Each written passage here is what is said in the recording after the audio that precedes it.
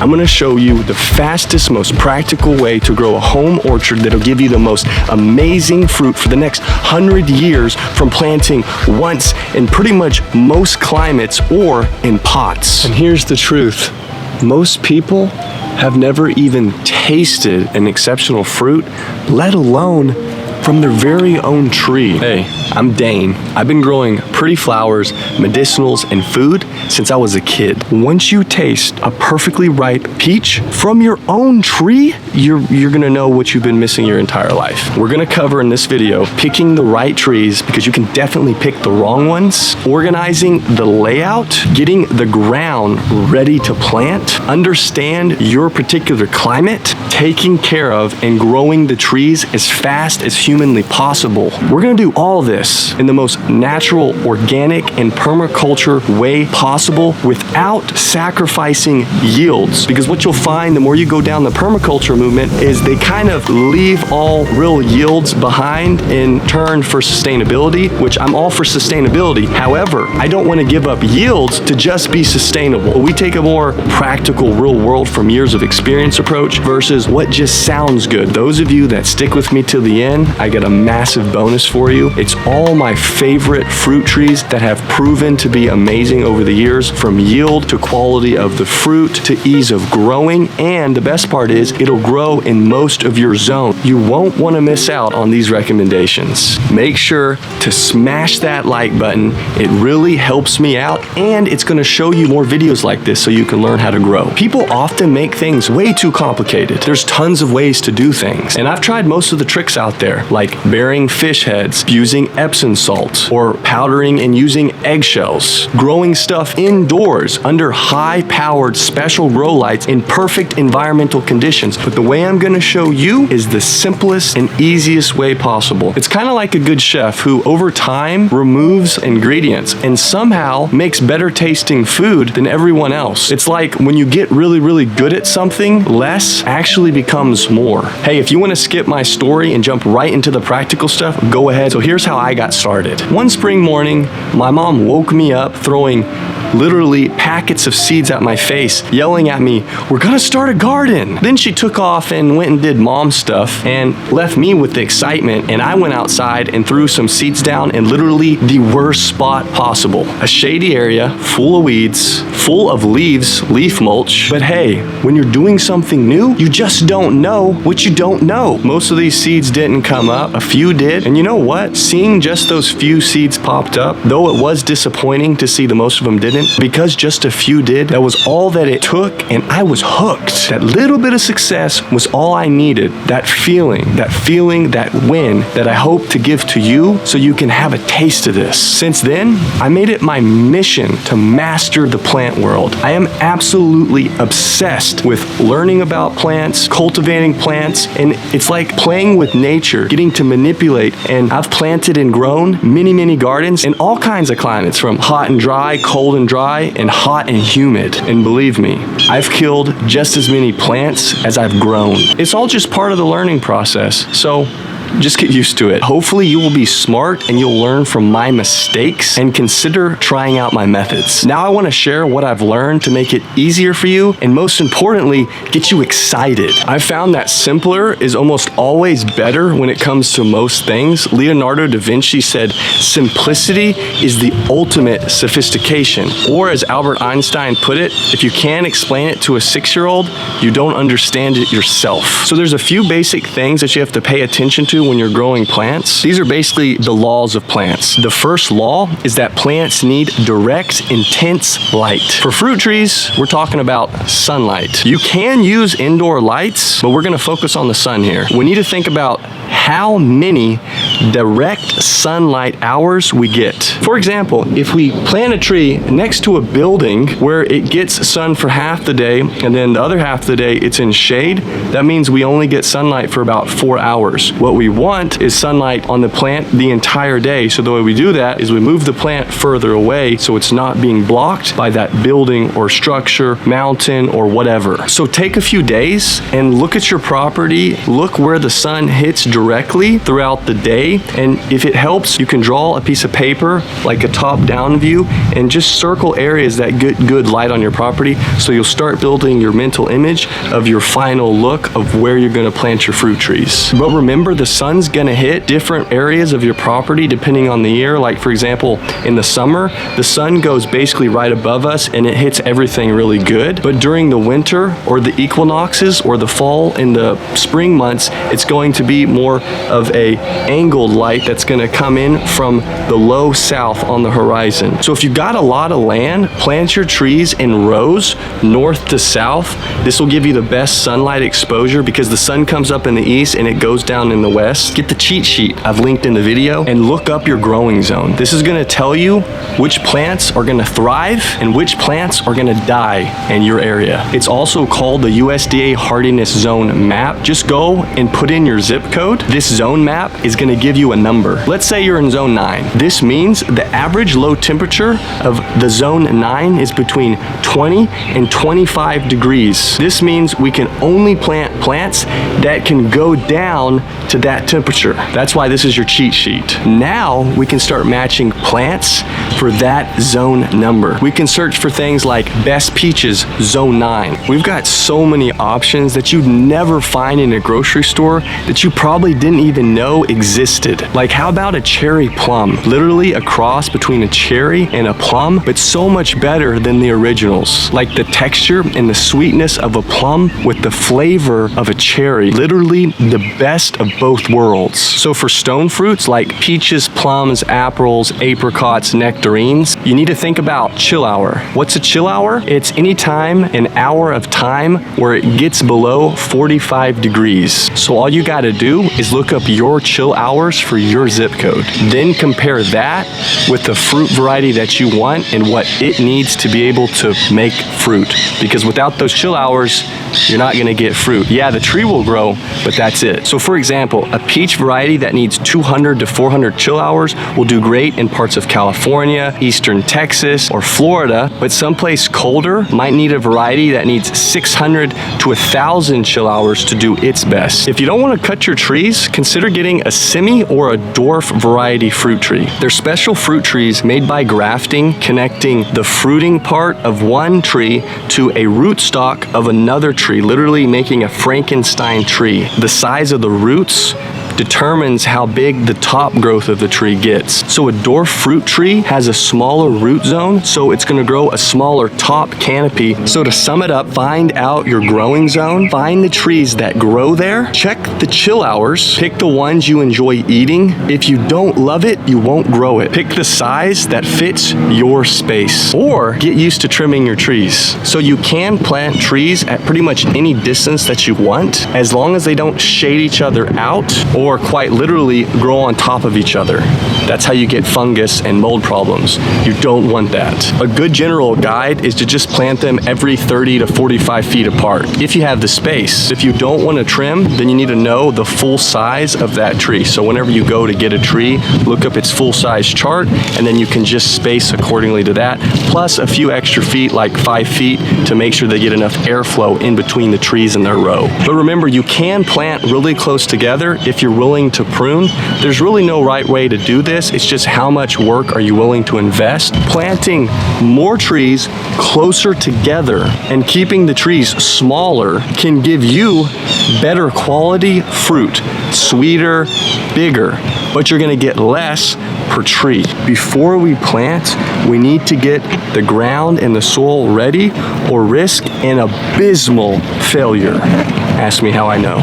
Many times. Mulch is gonna be our tree's best friend. Mulch does amazing things for us. It smothers the weeds. It keeps moisture in the root zone. It keeps the root zone a more even temperature. It keeps it cooler during the hottest days. 6 inches is minimum, but 1 foot is even better of fresh mulch wood chips. The wood chips are special because they can grow the fungi. They're literally the perfect food source for fungus that forms a similar symbiotic relationship with the roots of the tree, and literally as far as that fungus can grow, it can extend the roots of the tree. They all work together. So call your local arborist and ask them to deliver whenever they get a full load of wood chips. They're gonna do this because they normally have to pay to dump those wood chips, and they're gonna give them to you for free. Just make sure you give them your address up front, because convenience is everything when it comes to these arborists. They just want to be able to come, dump it on your property, and go home for the day.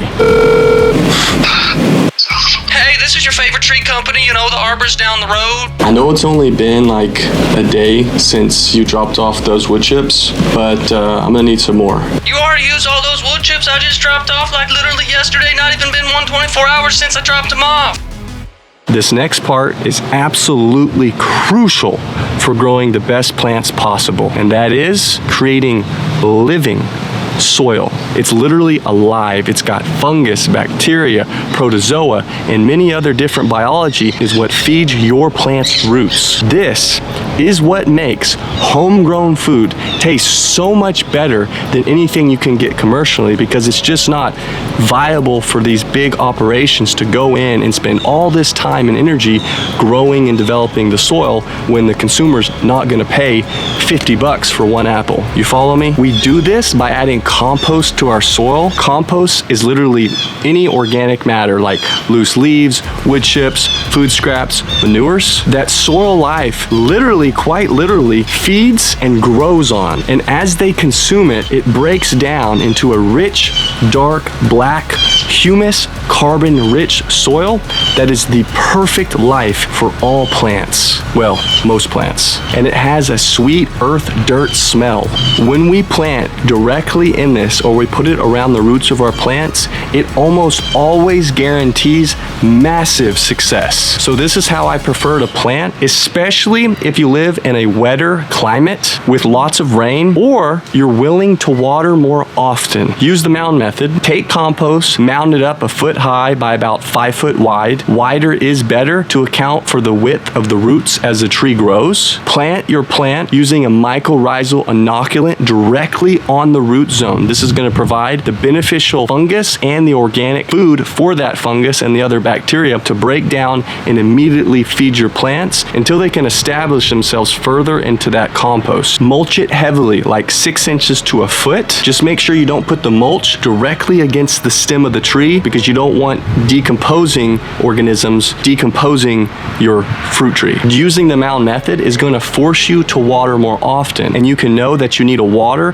by when you stick your finger down in the soil. If it's halfway dry, then you know you need to completely saturate it. But the reason why this is beneficial is because we're going to be pumping in more oxygen to the biology in the soil. Because it's lifted up on a mound, the tree is going to grow a lot faster because the biology is going to grow faster. Yes, the compost is going to break down and it is going to settle over time. However, we're going to keep mulching it, and this is going to keep that process going. If you're wondering how all these trees are so big within 2 years, it's because I use this method. So if you got rocky or clay soil, consider using the mound method, but over a bigger distance. This is going to help it breathe, which once again, it's all about the biology. Most soils contain all the minerals. Clay soils are the highest in minerals. Then you got like limestone, which is really high in calcium, and it has some other minerals. All these minerals are there, but unless the biology is there, the fungus and the bacteria, it literally cannot go from minerals back into an organic form in the tree without this essential biology. Generally speaking, trees' roots only go as deep as they need to go to support the tree, but the rest of the roots primarily go laterally. These are called the feeder roots, and they really don't go any deeper than a foot, but generally speaking, they're around that 6 inches mark, because that's where all the soil life lies. That's where all the fungus is. That's where all the bacteria is, and the reason why is because that's the oxygen layer. That's where oxygen actually permeates whenever water comes into the soil. Now, if you water more often, you water heavily, you're therefore increasing oxygen deeper and further and in higher quantities, which guess what? Grows your plants faster, stronger, better in every way. Literally just try it and you will see for yourself. The more you water it, the faster and the bigger your plants get. Now, if you're in a drier climate, you're going to kind of take an opposite approach. You're going to literally dig a small pool where water can literally pool. Okay, we're talking 1 foot, 2 feet down, wider, but you're still gonna use the mound method. And the reason why is because, once again, you can water more often, and because this water is gonna pull, it is gonna hold water a lot better in that area than if the ground was just flat. Most all the advice you're gonna read from the professionals is to dig a hole and plant it 2 times the width of the pot, 1 times, 2 times steep. The problem with this is, though this does work, it doesn't solve the problem with the compost layer being in where the predominant feeder roots go. If you dig a big hole and you dig it wide, and you're gonna amend this works, but it's way more work to have to dig this giant hole, especially if you have hard, compacted soil. And keep in mind that whenever you put compost on the top layer, you're really putting it where the tree's roots are gonna naturally grow. So whenever you put compost really deep, you're just wasting the compost. The roots aren't really gonna grow there because there's no oxygen. When you go down deep like that, the trees literally don't get water deep enough to get that much oxygen. Imagine a pot that's 3 foot deep by 5 foot wide or 4 foot wide. Imagine filling that up with your water hose. Think about how much water that takes to completely saturate that. Now imagine if you only have to water 6 inches to a foot by about 5 feet. See what I'm saying? You're getting oxygen into where the roots are gonna be at, because that's where the life sits. And also keep in mind that most soils don't breathe that well. They just don't breathe. Unless it's like a really sandy soil, then you have to definitely amend your compost and your wood chips just to be able to keep the water content in that surrounding area. And what's going to happen is, if you do have sandy soil, whenever that compost breaks down, those wood chips break down, it's going to create a loam type soil where it gets deeper, darker as time goes on, and the sand and the humus and the rich carbon mix together, and you end up getting a deeper zone. But once again, the top layer is ultimately where the oxygen is. That's where the life is, and that's where we want to focus. When you fertilize, you don't want to mix your fertilizer down deep. If you're going to use synthetic fertilizers, though I caution against it, because an organic fertilizer can do just as good, but you're not burning up that carbon and that life that we're working so hard to use when you use synthetic fertilizers. But this is not about synthetic fertilizers. This is about preparing that area the best we can with whatever inputs we have. So you can also grow like permaculture ways to grow nitrogen fixing plants, where you can come in, you can chop them, and you can drop them just like you would the mulch. But once again, if you have a local arborist, that's way easier, it's way less work. It just depends on what you're working with. But if you don't have that, you're in the middle of nowheres, then by all means, plant your legumes, your chop and drops, things that are going to naturally fix nitrogen. They're going to hold, they're going to absorb the minerals very well, and they're going to release them back into the soil when they start breaking down. So you can find good quality compost by searching on Facebook Market, Craigslist, whatever local means you have necessary. Just make sure you search the term bulk compost. That's going to give you the best deal on compost. But you can go to garden centers. You're just going to pay a higher price. But don't assume that just because you go to a garden center that it's going to have superior compost, because most of the time they just have better marketing. That's the only thing that sets them apart. You're going to want to go there. You're still going to want to check them. You want to make sure that they grade it or they filter it so that only it's fine particles, it's small. They don't have big chunks in it, and it's fully broken down. You'll be able to know it's good by how well the plants that are growing in it, they should have some plants growing in it if it's actually good. But if they don't, you're going to have to smell it.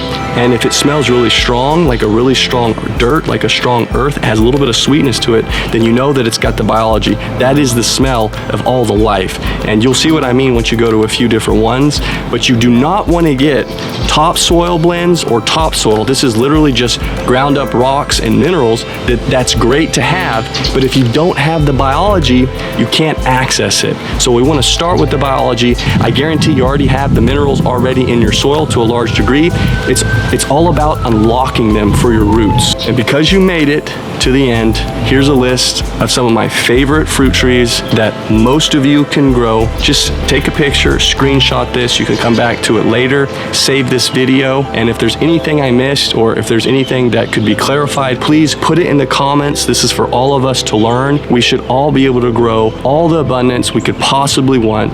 Growing a fruit tree is literally like the easiest thing you can do. All you got to do is plant it. You got to get the soil right. It takes a couple days of hard work, and then it's hands off, and nature does everything. You might have to do some pruning here and there, maybe once a year, but that's it. Anybody can do that. If you haven't liked or subscribed, do it right now, please. I greatly appreciate it. It's going to help this channel grow. It's going to help this information get out to more people, which is absolutely necessary in the world that we live in. And also make sure that you turn on bell notifications on. That's going to make sure that you're notified anytime a new video comes out. Thank you so much for being here.